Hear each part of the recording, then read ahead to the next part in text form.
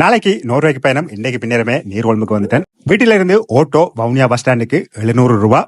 வவுனியாவில இருந்து நீர்கொழும்புக்கு AC bus 1300 ரூபாய். ஒரு காலத்துல 40-50 எல்லாம் கொடுத்து வேன் பிடிச்சு வந்த காலம் எல்லாம் இருக்குது. நீங்க யாழ்ப்பாணத்திலோ இல்ல வவுனியாவில இருந்து வரைக்கோ நீர்கொழும்புல லோயோலா கல்லூரி அடியில இறங்கினீங்கன்னா அதுல இருந்து 2 கிலோமீட்டர் தூரம் தான் நீர்கொழும்பு பீச் அடி. நீர்கொழும்பு பீச் அடியில இந்த பெரிய ரூம் வந்து 5750 ரூபா தான் ஒரு இரவுக்கு. இதுல இருந்து ஏர்போர்ட் 10 கிலோமீட்டருக்குள்ளதான். காருக்கு 1300 ரூபா தான். இந்த பகுதியில இது மட்டும் இல்ல, கிட்டத்தட்ட 500க்கும் மேற்பட்ட விடுதிகள் இருக்குது. நீங்க 1500 ரூபாயில இருந்து 50,000 ரூபாய் மட்டும் ஒரு இரவுக்கு தங்கலாம். கடந்த ஒரு காணொலியிலும் நீர்கொழும்பை பற்றி நான் உங்களுக்கு சொல்லி இருப்பேன். நீங்க இலங்கை வந்தா பிறகு ஒரு நாள் இரவு இங்க தங்கி நின்று அடுத்த நாள் வேற எங்கேயாவது போறதுக்கோ இல்ல இலங்கையை விட்டு போக ஒரு இரவு தங்கி நின்று அடுத்த நாள் ஏர்போர்ட் போறதுக்கோ இது ஒரு அந்த மாதிரியான இடம். இந்த பகுதி முழுவதுமே தங்கும் விடுதிகளும் உணவகங்களும் பார்களும் கிளப்புகளும் தான். சோ நீங்க நைட் வைப்ஸ் பண்றதுக்கு ஒரு அந்த மாதிரியான இடம் இது.